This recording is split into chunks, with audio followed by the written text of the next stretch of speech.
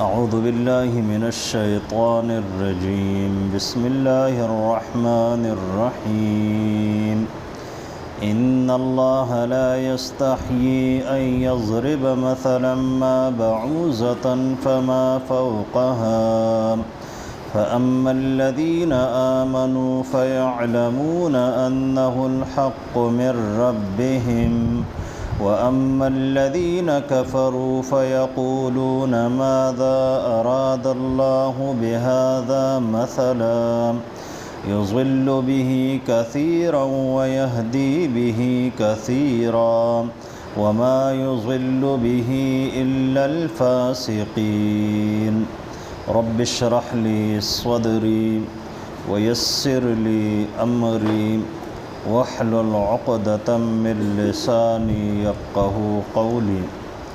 پدې نننی درس کې الله رب العالمین د څلورو خبرو تذکره کوي. اولنې خبره دا د الله رب العالمین د مثالونو مقصد ذکر کړ دی چې دا مثال زه په قرآن کریم کې دا ولې ذکر کوم. نو یو بنیادی مقصد خو هغه د انسان فهم او سمجھ دی چې الله رب العالمین د انسان په مختلف طریقو باندې پوهه کول غواړي. او دویم سبب چې دی نو هغه دا دی چې کله قرآن کریم په مکی سورتونو کې بعضې مثالونه ذکر شوي وو، د جولاګي د مچۍ مثال وغیره، نو څه خلک راولګېد هغوی اعتراض وکړو چې دا شاهي کلام نشي کېدی. که چېرې دا شاهي کلام وی نو په دې کې به د وړو وړو څیزونو مثالونه نه ذکر کېدی. نو الله رب العالمین فرمایي چې زما مقصد هغه خلق په دې حق باندې پوهه کول دي چې شعوري طور باندې د انسانان پوهه شي. نو که په وړوکې څیز باندې پوهېږي او که په غټ څیز باندې پوهېږي، په دواړو طریقو باندې الله رب العالمین انسانان پوهه کړي دي. د کائناتو مثال هم الله رب العالمین ورکړ دی. په دې کائناتو کې غټ څیزونه اوسېږي، د هغې مثال هم الله رب العالمین ورکړ دی. وړوکې څیز مثال هم الله رب العالمین ورکړ دی. دویم نمبر الله رب العالمین په دې آیتونو کې د فسق او د فاسق یو بهترین تعریف کړی دی په دوو طریقو سره، چې فاسق څوک دی او د فاسق علامات او هغه به څنګه پیژنې. نو د هغې الله رب العالمین په دې یو آیت کې تعارف کړی دی چې فاسق هر هغه انسان ته ویلی کېږي چې هغه د الله رب العالمین او د بنده په منځ کې تعلقات خرابوي، نو دغه فاسق انسان دی.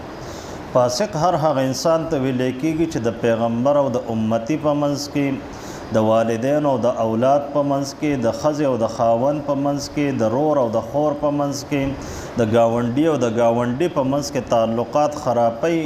نو دغه انسان چې دی نو دا فاسق دی، او دغه کار چې دی نو دا د فسق دی. دا د قرآن کریم تعریف الله رب العالمین په خپله کړی دی چې فسق څه ته ویلی کېږي او فاسق څه ته ویلی کېږي. نو چې دغه علامات پکې موجود وي یا دغه کردار موجود وي، نو انسان پټ سترګې ویلی شي چې دغه انسان فاسق دی او دغه انسان له پکار دی چې د خپل عمل اصلاح وکړي. بیا الله رب العالمین د انسان څلور مرحلې ذکر کړي دي. اولنۍ مرحله دا ده چې انسان کله د مور په رحم کې وي او د وینې یوه ټوکړه وي، نو په ده کې سا موجود نه وي، نو دغه کیفیت ته الله رب العالمین فرمایي چې تاسو مړه وئ. نو الله رب العالمین در کې سا واچو نو ژوندي کړئ، دنیاوي ژوند یې دله درکو. بیا به دویم مرګ در باندې راځي، چې مرګ در باندې راشي نو عالم برزخ ته به منتقل شي. د قیامت د ورځې پورې به تاسو په عالم برزخ کې بیا به الله رب العالمین تاسو را ژوندي کړي. نو اولنې مرګ چې دی نو هغه هم عارضي دی، اولنې ژوند هم عارضي دی، دویم مرګ چې دی نو هغه هم عارضي دی. خو بیا دویم ژوند چې دی نو هغه مستقل ژوند دی، د هغې نه پس بیا مرګ نشته. چې دوباره را ژوندی شوې نو بیا به د همیشه دپاره چې دی نو ژوندی یا په ښه حالاتو کې به یا په بد حالاتو کې یا به مستقل وي یا به عارضي طور باندې، خو د همیشه دپاره چې دی نو دغه ژوند دی. او څلورم نمبر الله رب العالمین بیا د ځمکې تخلیق او د اسمان تخلیق ذکر کړی دی. په سورة الانبیاء کې الله رب العالمین فرمایي چې کانتا رتقن، د ځمکه او اسمان چې دی نو دا یو بل پورې نښتي وو. نو ففتقناهما، نو الله رب العالمین فرمایي چې دا دواړه مونږ جدا کړو.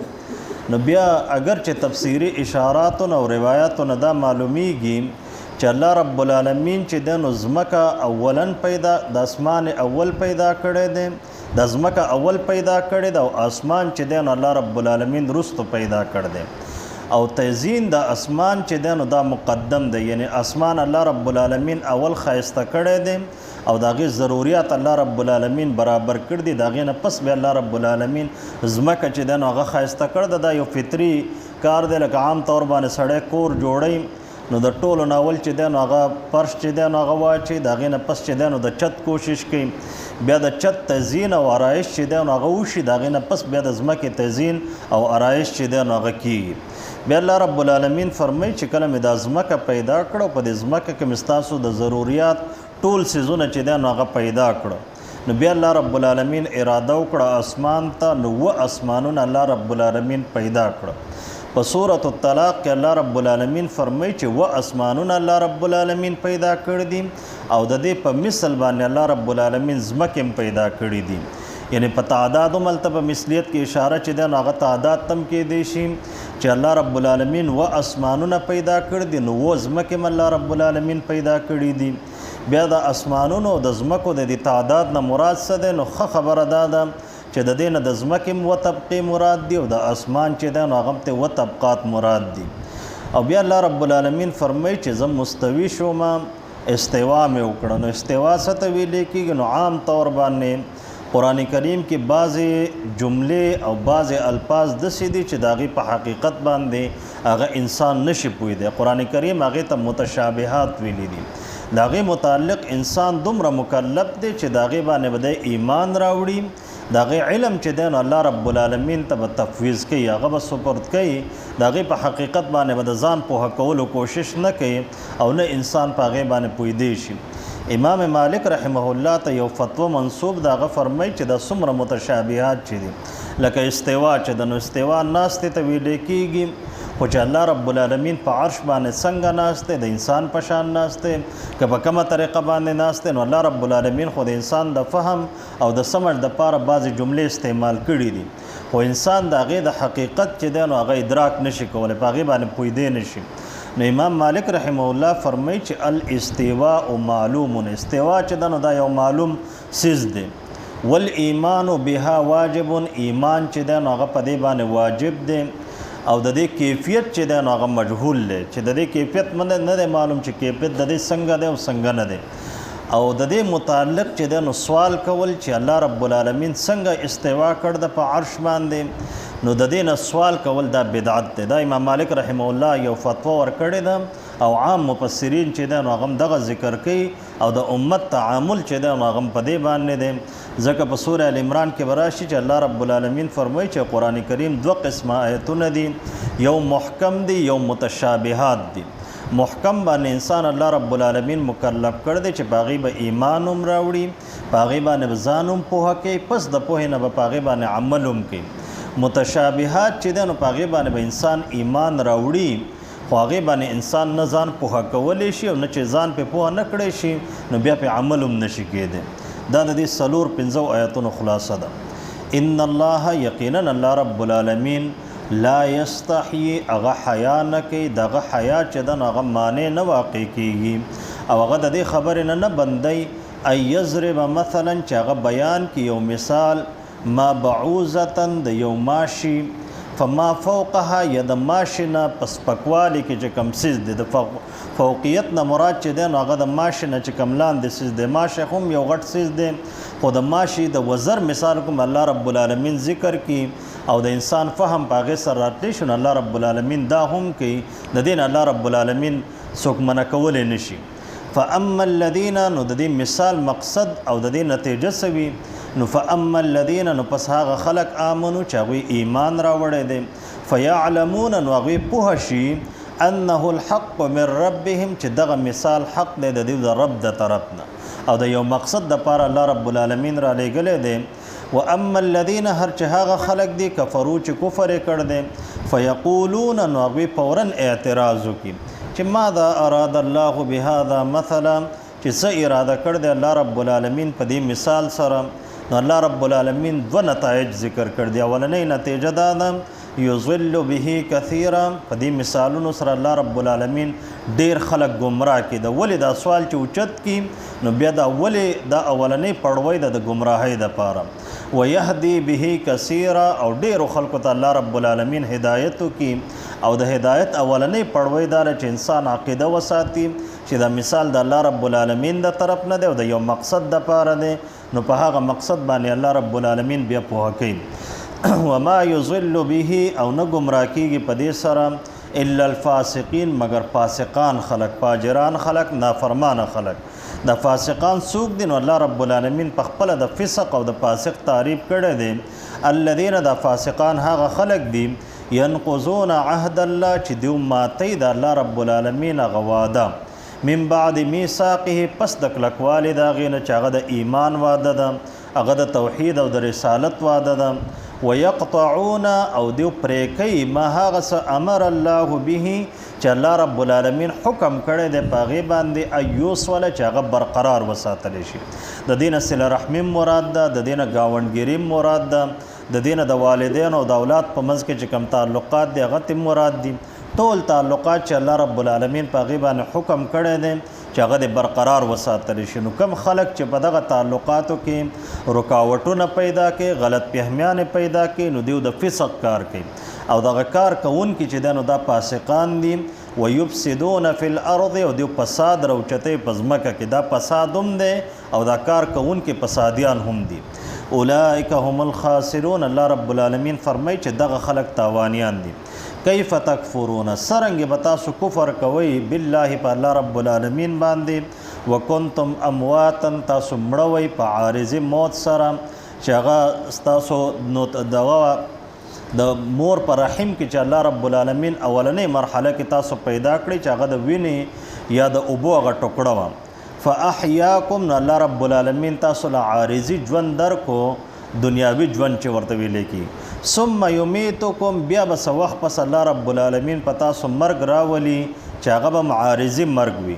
ثم یحییکم بیا به الله رب العالمین تاسو له مستقل ژوند درکړي، د هغې نه پس بیا مرګ نشته. ثم الیه ترجعون بیا به د میدان حشر یا د دغه ژوند نه پس چې دی نو الله رب العالمین ته تاسو واپس کیږي. هو الذي الله تعالی هغه ذات دی خلق لکم چې پیدا کړي دي ستاسو دپاره ما هغه څه فی الارض جمیعا چې په ځمکه کې دي ټول په ټول الله رب العالمین د انسان دپاره برای راست یا بالواسطه چې دی نو هغه د پیدې څیزونه پیدا کړي دي. ثم استوى بیا الله رب العالمین مستوي شو، برابر شو الی السماء اسمان طرف ته فسواهن نو برابر کړه الله رب العالمین 7 سماوات و اسمانونه لاندې باندې. وهو بكل شيء علیم او الله رب العالمین په هر څه باندې علیم او پوهه ذات دی. لفظ ترجمه دی ان الله یقینا الله رب العالمین لا یستحیی شرم نکوي ای یضرب د دې خبرې نه چې بیان کې مثلا یو مثال ما بعوضة د یو ماشي فما فوقها یا د دې نه د وړوکي څیز. فاما الذین پس هغه خلق آمنو چې هغوی ایمان راوړ دی فیعلمون نو هغوی پوهیږي انه الحق من ربهم چې دا مثال حق دی او د دیو د رب د طرف نه دی. واما الذین هر چې هغه خلق دي کفرو چې کفر کړ دی فیقولون نو هغوی فورا وایي ماذا اراد الله چې څه اراده کړ دی الله رب العالمین بهذا مثلا په دغه مثال سره. یضل به کثیرا نو الله رب العالمین نتیجه اورولې ده یضل به کثیرا چې ګمراه کوي الله رب العالمین په دې مثال سره ډیرو خلکو لره. ویهدي به کثیرا او ډیرو خلکو ته په دې مثال باندې هدایت ملاویږي. وما یضل به او نه ګمراه کیږي په دې مثال سره الا الفاسقین مگر فاسقان فاجران خلک. الذين دا فاسقان هغه خلق دي ينقضون چې دیو ماتی عهد الله وعده د الله رب العالمین من بعد میثاقه پس د کلکوالي د غینا. ويقطعون او کټکي پریکي ما هغه څه امر الله به چې حکم کړ دی الله رب العالمین په هغې سره ایوس ولا چې هغه برقرار وساتلی شي چې هغه تعلقات دي صله رحمي ده. ويفسدون فی الارض او دیو فساد روچتې پزمکه کې اولئک هم الخاسرون دغه خلق تاوانیان دي کیف تکفرون سرنګ بتا سو کفر کوي بالله په الله رب العالمین باندې وکنتم امواتا تاسو وای مړه فاحیاکم الله رب العالمین دنیاوی ژوند درکو ثم یمیتکم بیا بتا سو مړه کې برزخ ته بلاړ شي ثم یحییکم بیا به دوباره را ژوند کې تاسو ثم الیه ترجعون بیا الله رب العالمین ته واپس شي هو الذي الله تعالی غزاد دے خلق لكم چې پیدا کړی دي تاسو د پیدې د پاره ما هغه څه فی الارض چې پزمکه کې دي جميعا ټول پټول ثم استوى بیا الله رب العالمین استوا وکړه اراده وکړه ال السماء اسمان طرف ته فسواهن نو برابر کړه 7 سماوات و اسماننا وهو بكل شيء عليم او الله رب العالمین په هر څه باندې علیم او په ذات دی واخر دعوانا الحمد لله رب العالمین